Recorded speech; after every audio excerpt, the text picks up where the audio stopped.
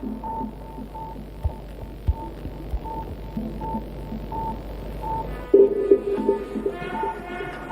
and gentlemen, if you'll take your seats, please. Our tour of the moon's famous Sea of Tranquility is about to begin.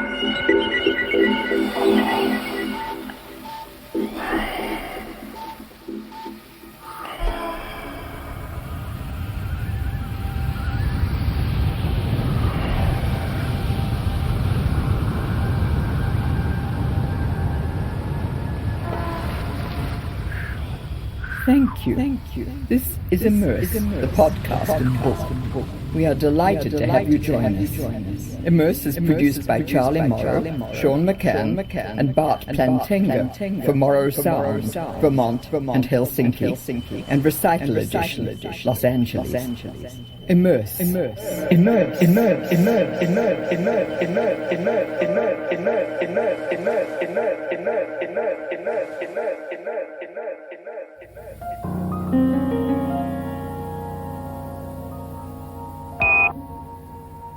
This is Charlie Morrow for Immerse. Sound, light, space.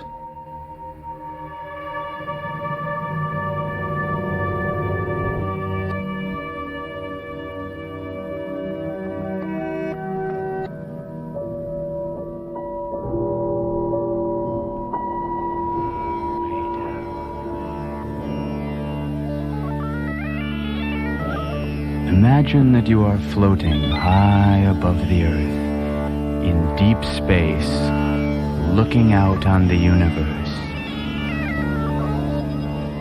Ian McLennan is a pioneer in the development of planetariums, museums, science centers, and other high-content public attractions.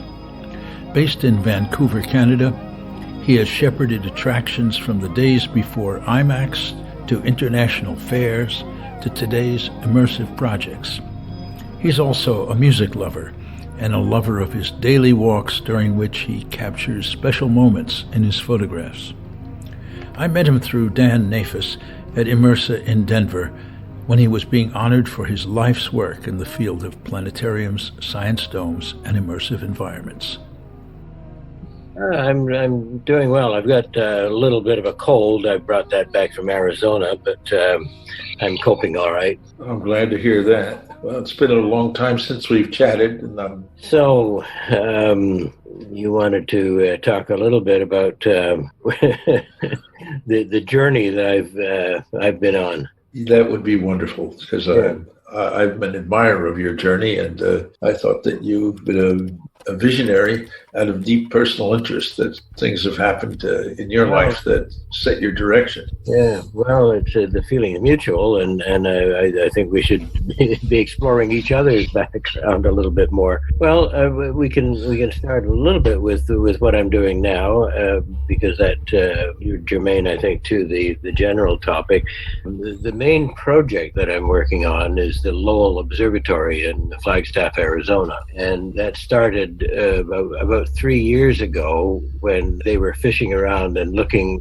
They thought that they should build a planetarium to complement the visitor experience at the observatory. And of course, I'm well known as a planetarium consultant, and so they got in touch with me, and I put a small team together to look at what their needs were. We wound up doing a master plan for their visitor experience. Now, if you back up a little bit, back up 125 years, the original donor of the Lowell Observatory was Percival Lowell. I don't know if you know anything about his story. He was a businessman, very successful businessman in Massachusetts. And he was fascinated by the prospect of life on Mars.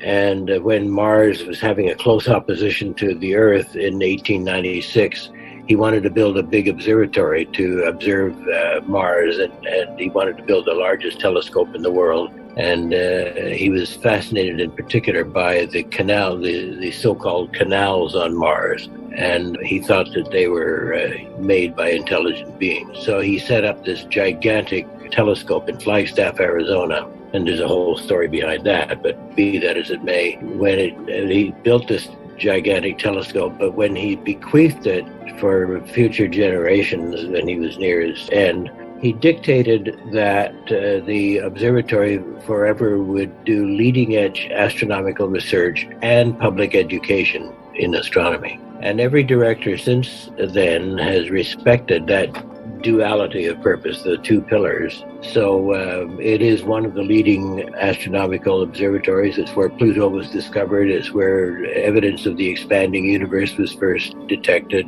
It's the place where most of the famous astronomers in the 1930s, 40s, 50s, and 60s worked. But over time, as lights have encroached and as the space telescopes and the big telescopes in Hawaii and others replaced these medium-sized telescopes, the research functions have been compromised, and so they're interested in upping their game in terms of public education. And that's happening now at Palomar Observatory in Mount Wilson, at the Lick Observatory, at Yerkes Observatory, all of these major observatories. And I was just in Japan, the Kiso Observatory is trying to do the same thing. In England, the Royal Observatory at Greenwich and in Edinburgh, they're all in the same predicament. They all want to up their game in public education. So I've been quite intimately involved in developing a strategy for that. And then it started with this Lowell Observatory. We came up with the notion that they didn't need a planetarium, but if they had an immersive theater that had a series of wide screens and then an overhead circular screen, that we built planetarium capability into all of that, then that would give us the benefit of panoramic views, which would dovetail nicely with the Arizona skyline and Arizona cultural history and everything else. And then you'd have the large overhead screen, which you could use for sky effects and so forth. So you have the benefits of a planetarium without being locked into a planetarium format. So that's taken us in some new directions, as you can imagine. And many people now are looking at Lowell Observatory and saying, hey, that's an interesting model. And so that's creating all kinds of interest among all of these other research observatories, mainly in the United States, but elsewhere as well. And that's a fascinating story. Thank you for sharing all of that. It seems like it potentially a sea change for planetariums of the future. Yes, I think it is, and particularly observatories that have had an important role to play in the past in terms of research and are looking for new life and a new purpose. I think what we've done is come up with a formula that works, because they can still do some research programs and research related to education for the next, STEM group of people coming along. But the emphasis is a little bit more on the public education rather than the pure astronomical research. And that leaves the big telescopes on Canary Islands and then Chile and in Hawaii, and then the space telescopes, of course, which is the four main areas where research is still going on, and big astronomy. That's covered very adequately, and then these other older places can be repurposed into educational facilities. And then you've got the twin aspects of the human history, the story of the development of astronomy, and in some cases the architecture of these wonderful old places as well, in landscaping and many other aspects that really make them quite wonderful places to visit. So that opens up some interesting possibilities for the educational side. Oh, thank you. I imagine that they have a kind of ongoing sense of being a place to go in order to visit the world beyond. And the immersive aspect of these new installations, I think, must be a little different. How do you craft that? Well, I was thinking about that in relation to your second question, and it took me all the way back to Edmonton, where I started my career, and my original career was in the broadcasting business. I was in radio and television, and I was a television producer mainly on the news end of things. But at the same time, I remember always being frustrated that we were working with a very limited box in terms of the image. And I don't think I thought it through at the time. In fact, I know I didn't think it through at the time, but I was always frustrated about the fact that everything we produced, you had to see through this rectangular small window and with bad color. And in the early days, it wasn't even color. And then I was part of a group that promoted the idea of building a planetarium in Edmonton to commemorate the Queen's visit in 1960. And I had never been in a planetarium. I had,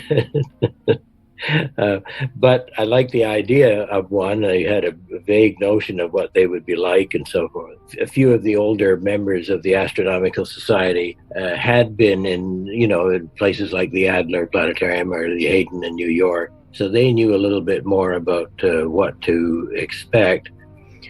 But I was in the news business, I was in the television and radio business, and I had a little bit of a bullhorn, a platform to help promote the idea of building this planetarium to commemorate the Queen's visit. And that turned out to be the successful project. There were many projects that were considered to commemorate her visit, but the planetarium was built. And a couple of weeks before the opening of the planetarium, I was at a reception, and the mayor of Edmonton was at the reception, and he came up to me and he said, "We've decided you should be the planetarium director." I was flummoxed because it just hadn't occurred to me at all. I was doing this on a strictly volunteer basis. I was president of the Astronomical Society, but just as an amateur astronomer. But there I was. They gave me the proverbial offer I couldn't refuse, and so there I was a couple of weeks before the opening of this thing, and it did turn out to be a bigger deal. We thought we were just going to be able to operate this thing on a volunteer basis and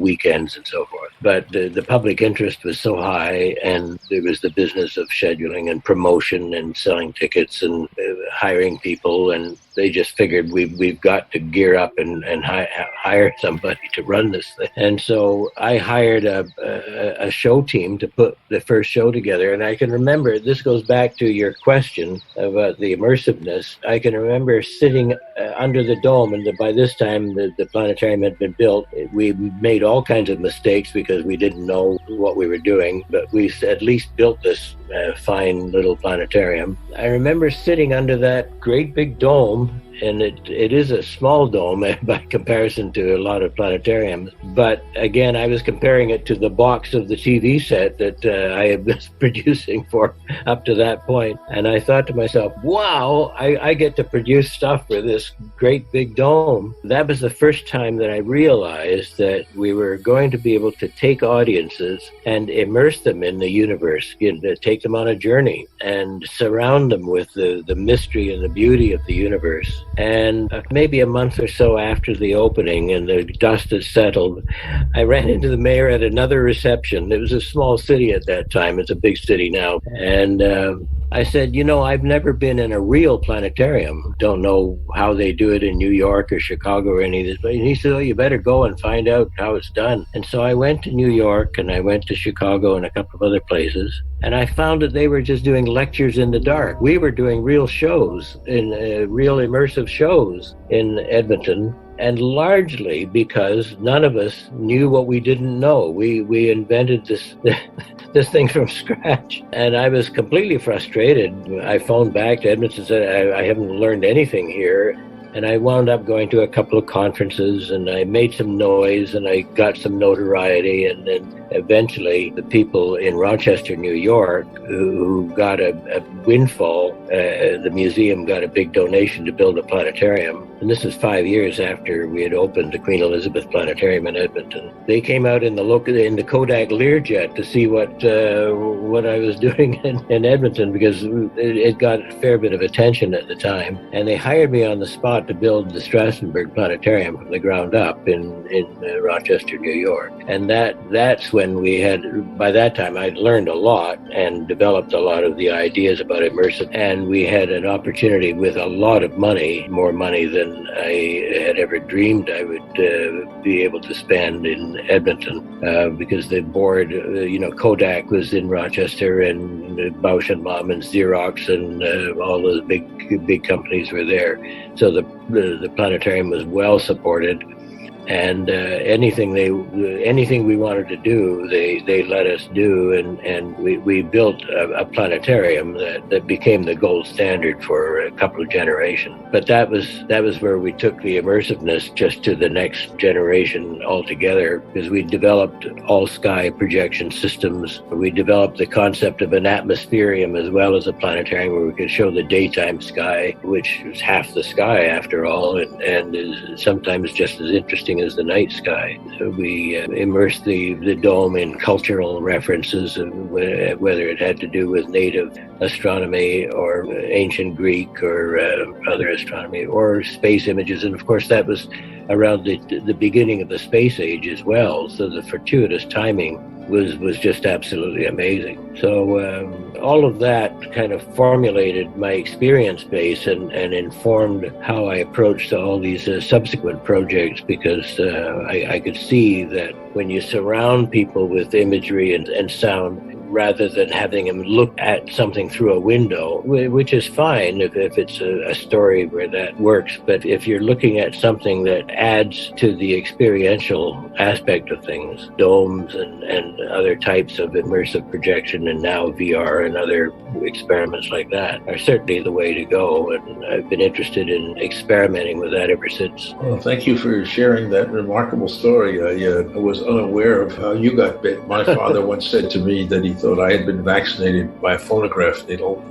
Right, but phonograph needle, that's a good one, yeah. But I love the story, and I wondered if you could comment on how you understand immersivity now that you've spent your life working on it. Is it one thing? Is it many things? What is your view? Well, I think it's many things, and I think it's open-ended in terms of the possibilities, mainly because if you look at what has happened, say, with the Imersa movement, where there was a small group of people who weren't frustrated, but they weren't satisfied with the notion that these dome theaters should only be educational facilities. They had a wider angled view, and so that opened up the possibilities for cultural expression or for artistic expression or for experiments with the human interaction with the imagery and sound and so on. And I think that just led us to a place where everything is just completely open-ended. I mean, I just don't see any limitation whatsoever to what the possibilities are. And they can range from just at the one end of the spectrum, just giving people a good positive experience, all the way to profound insights based on actual knowledge that transfer that can happen in a dome environment, especially when you combine the dome environment or immersiveness of other kinds with data visualization. That has just opened up so many exciting areas, because if you stop to think of the fact that anything at all that we are working on as a species can be reduced to data, and then data can be visualized. And so extrapolating that, it just opens up limitless, just infinite possibilities. And I think we're just at the cusp of exploring what those possibilities are. When you think about going into the nano world or into the micro world at one end of the spectrum, or going out to the extremities of the known universe at the other end, and everything in between, including exploring, traveling through our own DNA, or traveling through the human body, or traveling through the brain, and possibly I can even see a loop kind of situation where we could have a visualization of the activity in a human brain and have that being explored in real time on a dome or some other immersive environment. And that gives you kind of this closed loop. And ultimately, I suppose there will be a human-computer interface thing, which is kind of scary in a way. It opens up fascinating and amazing possibilities, but also with tremendous dangers as well. Well, thank you so much for sharing your story. I have been delighted to travel through your history and your present and your vision for the future. So thank you so much for being part of this. And are you in a position to come to Imersa and IPS meet in Edmonton? I am. I've been on the program committee. I'm going to do a special workshop, because my feeling was that in order to develop immersive literacy, that we should include the docent staff. And so, because they spread out in the community. Here in Helsinki, the Heureka Museum has a huge staff that welcomes people and shows them experiments, and I thought that science museum aspect of interface with the visitors is very inspiring. So I'm looking to a way to grow that into the immersive production education. Our sound system has been integrated with planetarium systems, and hopefully ENS and I are doing a deal where we'll be one of the options for planetarium sound. Oh, great. We've integrated systems, and particularly for an LED screen, a factor where 360 sound makes a nice package. Have you seen the LED dome screen yet? I haven't. Have you? No. There's one in China. I mean, I've seen LED surfaces, so I know what it does on a smaller scale. I've seen it. Yeah.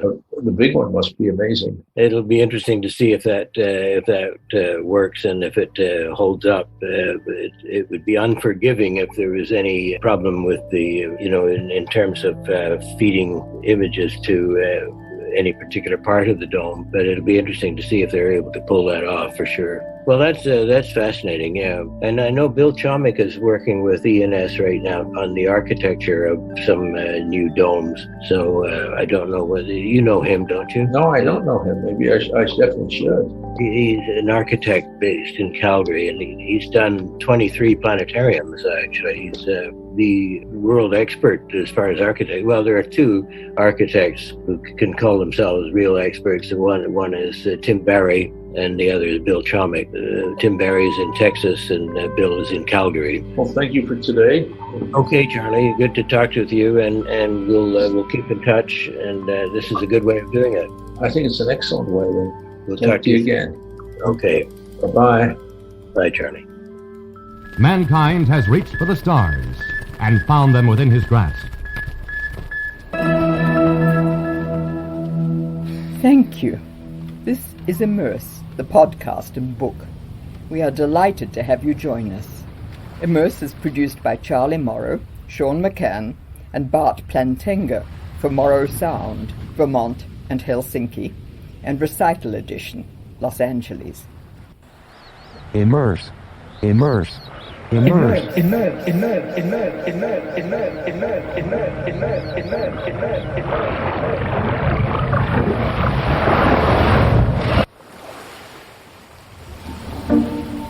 An empty shell fall back into the sea.